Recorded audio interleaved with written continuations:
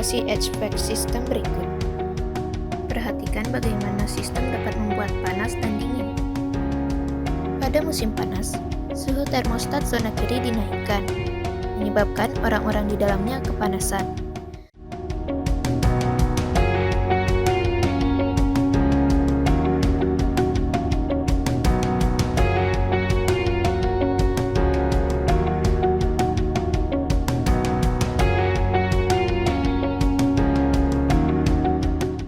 Sementara orang-orang di sebelah kanan tidak merasakan panas.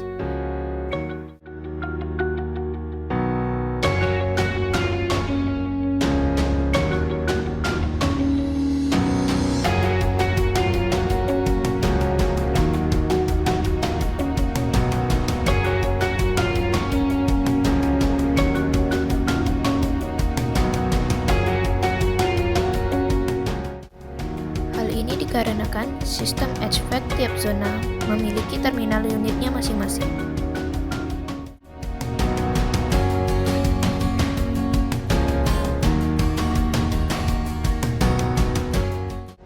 Untuk penjelasan lebih lanjut, silahkan menonton video berikut.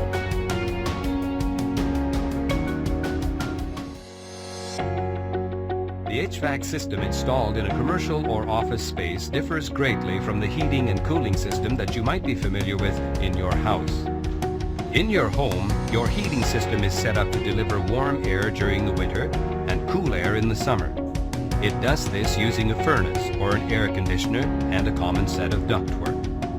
When your thermostat detects that your home is too cold, it sends signals to the furnace, which then delivers warm air simultaneously to all parts of your house. Note that it is typical to have only one thermostat, and it does not account for temperature variation in any other rooms. Likewise, in the summer, your thermostat will detect when your home has become uncomfortably warm, and it will signal your central air conditioning system to deliver cool air simultaneously to all parts of your house. Again, note that your thermostat is measuring the temperature in only one room. The conditions in an office or commercial space are quite different. Higher concentrations of people and equipment will generate more heat, making air conditioning or recirculation of air more important than providing heat. Although the air handling equipment is centralized, different rooms and regions in the building will have different needs for heating and cooling. These needs are called loads because they place a load or demand on the HVAC system. These loads can come from equipment, people, weather, and many other factors. In the simplest case, we address this by providing a constant supply of cool air, which is then managed by the HVAC distribution system. The chiller or air conditioner utilizes heat exchangers and circulated fluid or gas to cool the air that is passed through it. The air handler is a fan or a blower that moves air throughout the building's ductwork. Axial or centrifugal fan types may be found in the air handler. Air filters. Depending on the requirements of the occupants and the activities in the building, various grades of air filters are used in the system. General-purpose air filters will be included in the air handler itself, while more sophisticated filters, such as HEPA filters, may be used in the downstream ductwork. Ductwork. Round, square, and rectangular ductwork provides a pass for the conditioned air from the air handling unit to the environment. A damper consists of one or more blades which can be used to control the amount of airflow through a duct. Manual dampers are used to ensure that different parts of the building receive proportional ventilation based on area and demand. Automated dampers may be installed at firewalls which close in the case of a fire.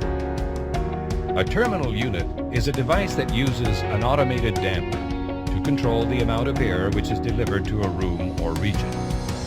The damper is typically controlled by an electric, pneumatic, or digital actuator, which in turn is regulated by a thermostat.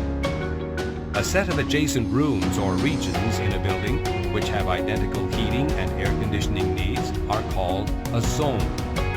It is typical to assign at least one terminal unit and corresponding thermostat to each zone. Price manufactures many different varieties of terminal units to suit all types of building needs. We discuss terminal units in greater detail in the forthcoming terminal units section.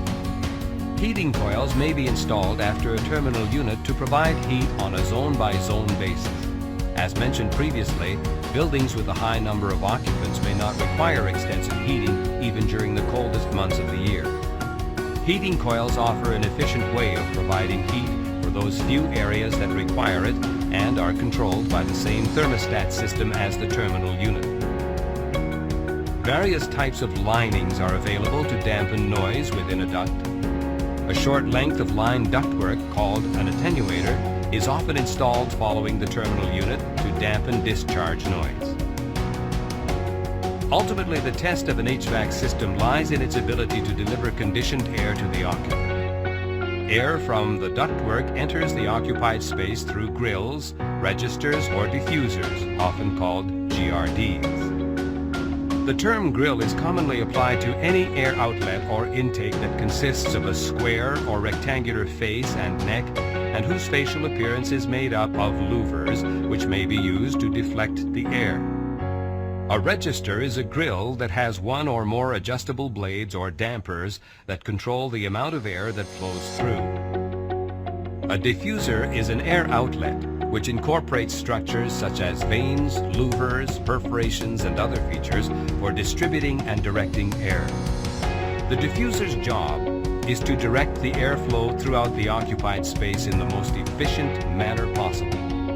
More information on desirable air patterns is provided in the Space Air Diffusion section. We will discuss diffusers in more detail in air outlet selection. Once air enters a space, where does it go? Air circulates through the return inlets and returns to the air handling unit. Unlike an air outlet, a return requires no sophisticated vanes. However, the relative location of the air inlets and outlets can be critical to the efficiency of the system. Upon returning to the air handler, a certain portion of the return air is exhausted and replaced with fresh exterior air. In an average office building or commercial space, approximately 10